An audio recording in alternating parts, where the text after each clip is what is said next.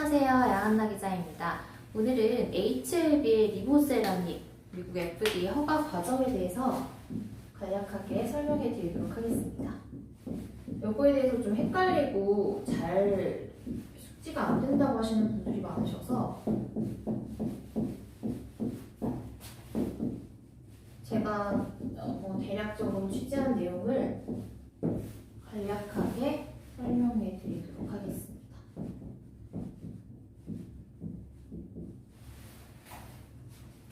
우선 주주분들은 다들 알고 계실 거예요. 지난 10월 24일에 HLB와 FDA가 프리-NDA를 진행을 했죠.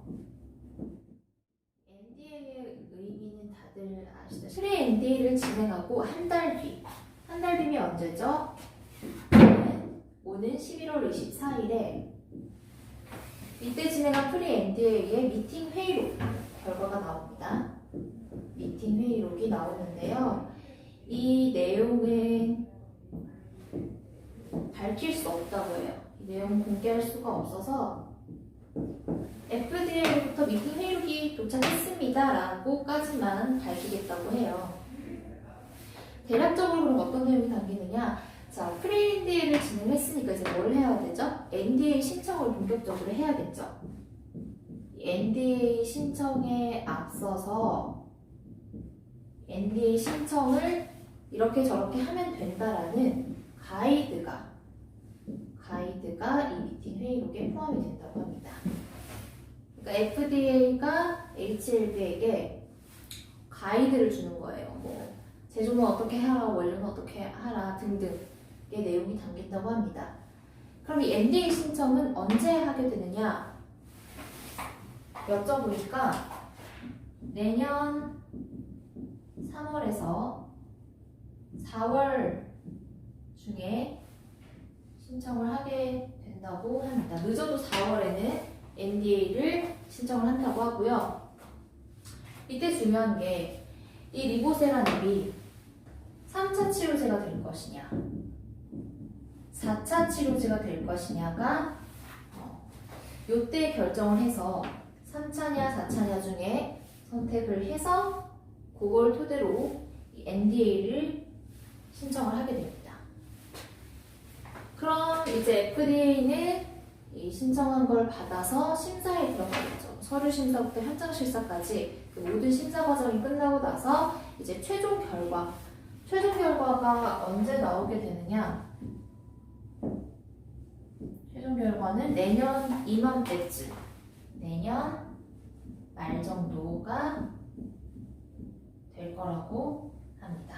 이 모든 과정이 다 정상적으로 진행이 됐다고 가정을 했을 때 내년 말에 리보세라믹 FDA 허가 관련 결과가 나온다는 거죠.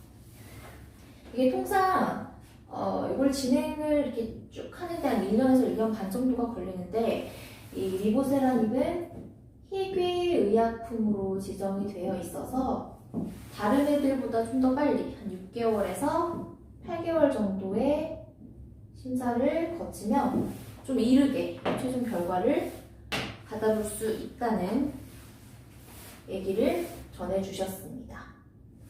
이게 대략적인 과정이 될 내용입니다. 그러면 제가 아까 3차 치료제, 4차 치료제 이런 언급을 했는데요. 그게 어떤 차이가 있는지 그게 뭐예요? 라고 또 질문을 하실 수가 있을 것 같아서 간략하게 설명을 해드리자면 치료제 시장이라고 표현을 한다면 치료제 시장이 1차 치료제가 있고요. 2차, 3차, 4차, 5차까지 이런 식으로 순차적으로 치료제가 이렇게 분류가 될 수가 있어요. 이것도 간단한 내용입니다. 이제 리보세라믹도 항암 신약이잖아요. 항암제다라고 이제 가정을 했을 때 암 환자에게 가장 먼저 투여하는 치료제가 1차 치료제입니다. 가장 먼저 1차 치료제로 치료를 시작을 하는 거죠. 근데 1차 치료제 있는데도 불구하고 병이 더 악화가 된다거나 암세포가 전이가 되거나 하면 더 악화가 될 수 있겠죠. 악화가 된다거나 이 치료제에 대한 내성이 생긴다거나 등등으로 인해서 효과가 없다. 1차 치료제만으로는 힘들다라고 했을 때 2차 치료제로 넘어오면 됩니다. 2차 치료제를 썼는데도 또 별다른 차도가 없다. 3차 치료제로 넘어오고 또 4차, 5차 이런 식으로 넘어간다는 거죠. 치료가. 자, 그러면 투자자분들 입장에서는 이 시장의 뭐 규모, 매출 이런 식으로 궁금해 하시겠죠? 간단하게 시장, 매출 이렇게 나눠봤을 때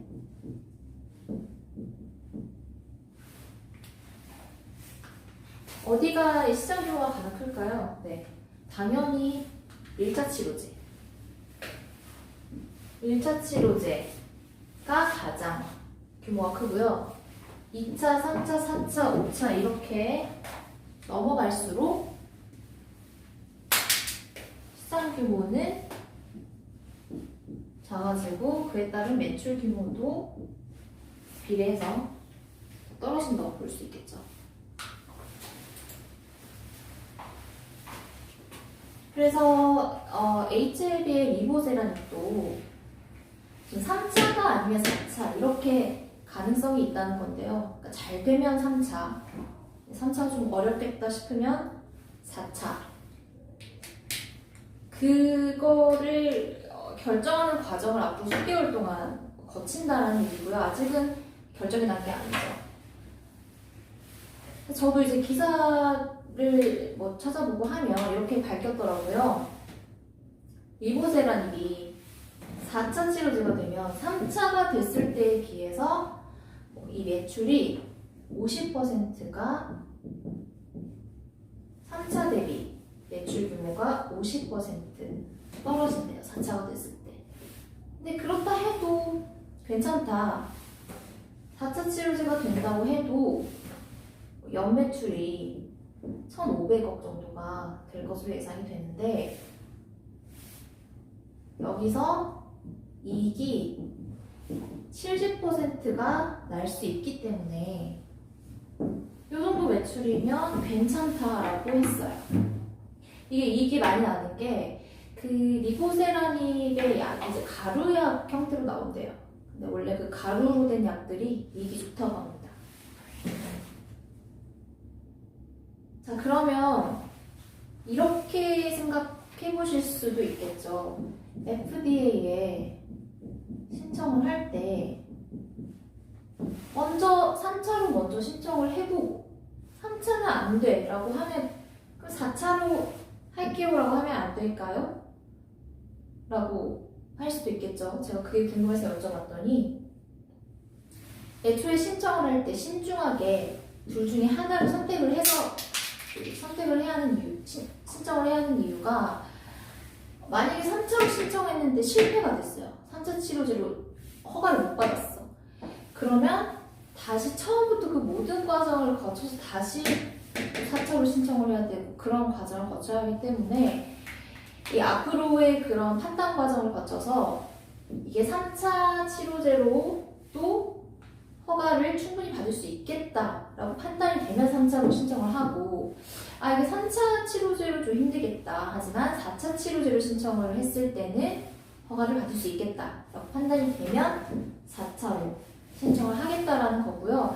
그 판단 과정은 앞으로 FDA 측이랑 계속해서 소통을 해 나가고 또 코빙턴사라고 그 해외 컨설팅 해주는 곳과 컨설팅을 계속 받고 있다고 해요. 그래서 그런 협의 과정을 거쳐서 그 아까 말씀드린 NDA 신청을 할 때 이게 결정 우선 회사 측에서 하게 될 것으로 전망이 됩니다.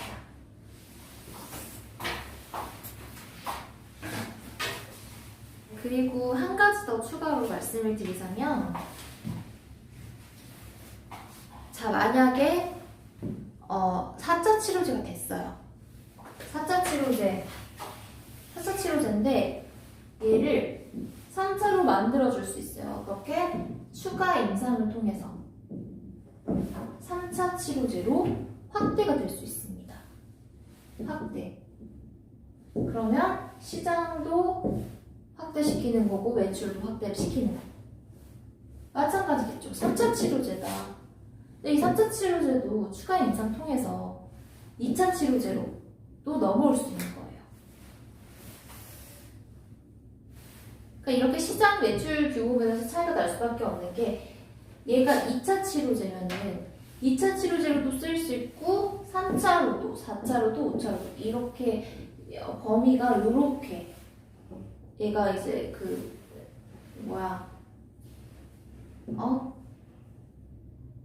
그 범위를 이렇게 포괄할 수 있기 때문에 얘보다 당연히 앞으로 갈수록 시장 규모가 커지는 거죠.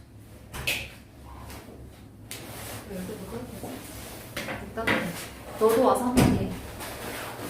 빨리 이거 설명 좀 해줘. 한마디. 나 이거 오늘 언니도 할 거야. 에이, 이렇게 가리고 해. 나 끝났어 이제. 아 진짜? 어. 다 했어? 어. 뭐였지? 만두? 아니다, 만두 말고 김밥? 새날식당은 못 팔아. 고기? 김치찌개? 네, 지금까지 영상 봐주셔서 감사하고요. 다음에 또 뵙겠습니다. 안녕.